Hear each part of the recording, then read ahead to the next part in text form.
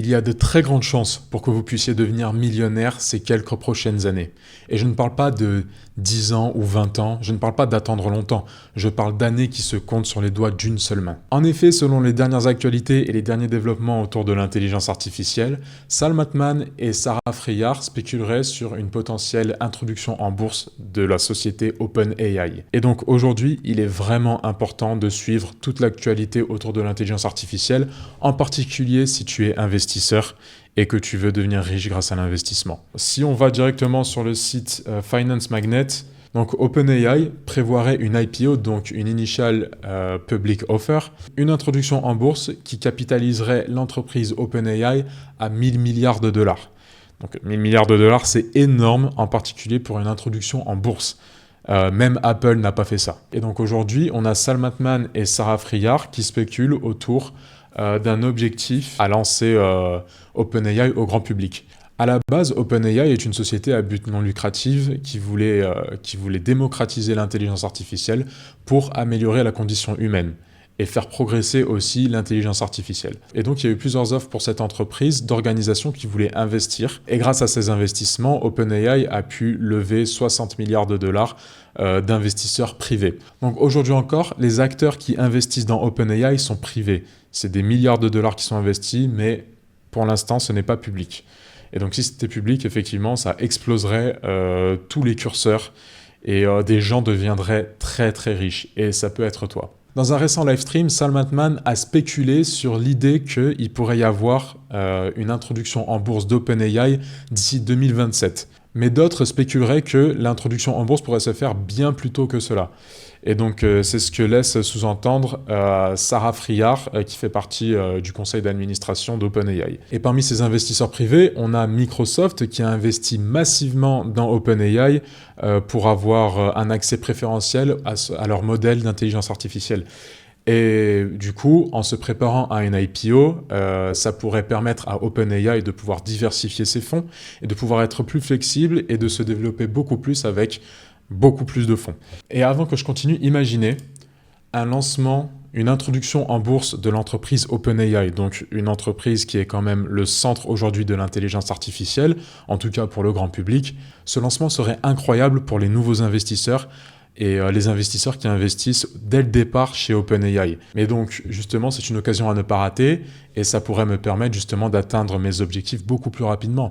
D'ailleurs, si tu veux suivre mon objectif pour passer de 0 à 100 000 dollars en capital investi en bourse et en crypto-monnaie, n'oublie pas de t'abonner et lâcher un like et aussi un commentaire, ça ferait plaisir. Mais sinon, pour revenir à OpenAI et l'intelligence artificielle de manière globale, il est très important de s'intéresser à l'intelligence artificielle parce qu'aujourd'hui, ça fait partie de nos vies.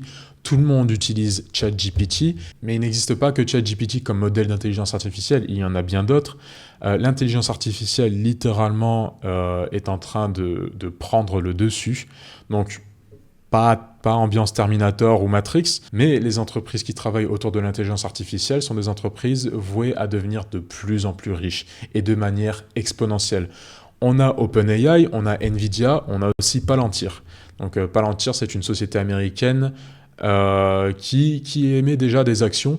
Mais bon, cette entreprise est vouée à se développer de plus en plus avec l'intelligence artificielle qui ne fait que croître aujourd'hui.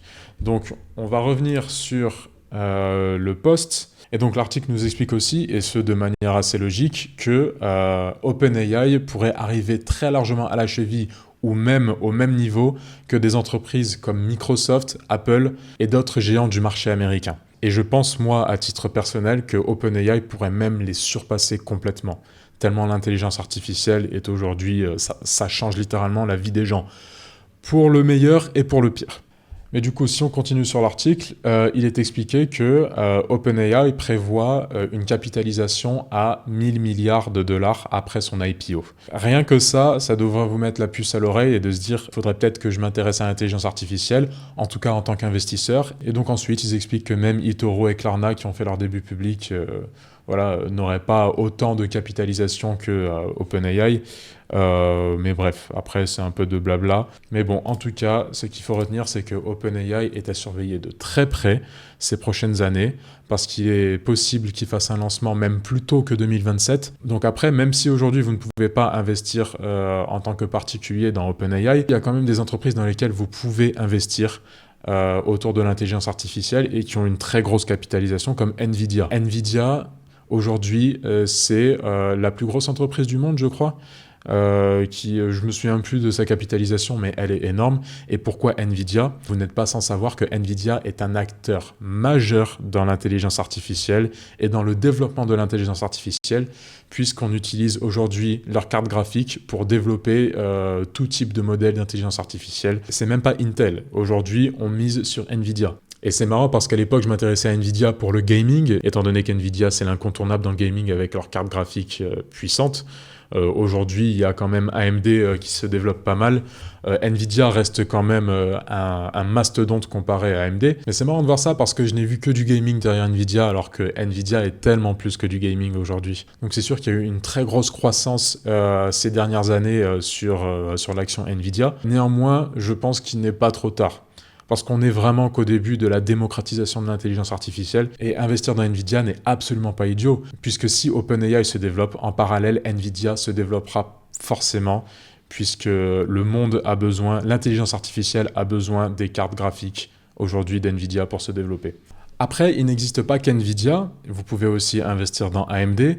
AMD qui fabrique comme Nvidia des puces et des cartes graphiques, donc c'est son concurrent direct. Et vous avez aussi Palantir. Donc là, on quitte le côté électronique et on est plus dans la sécurité, la cybersécurité. Palantir, tout comme Nvidia, AMD et OpenAI à l'avenir, est une entreprise qui est vouée à se développer, puisque le logiciel éponyme Palantir est très largement développé avec l'intelligence artificielle. Quoi qu'il arrive, il faut s'y intéresser. Moi, personnellement, je m'y intéresse particulièrement parce que niveau investissement, ça peut rapporter gros. Ce genre d'informations, d'actualité qui donne un déclic, je trouve, et qui pourrait nous faire devenir riches. Si on est assez tôt sur OpenAI lorsqu'ils vont faire leur IPO, donc après, c'est que spéculation, mais visiblement l'administration OpenAI est très ouverte à une future IPO, c'est des choses dont il faut vraiment s'intéresser. Et le but, pour le coup, dans l'intelligence artificielle, c'est qu'on soit les premiers. Et il est possible que toi aussi tu prennes un gros chèque en investissant dans l'intelligence artificielle. Et si toi aussi tu ne veux pas manquer les dernières actualités cruciales et investir de manière intelligente, n'oublie pas de t'abonner, mets un like, ça fait toujours plaisir, et on se retrouve pour la prochaine vidéo.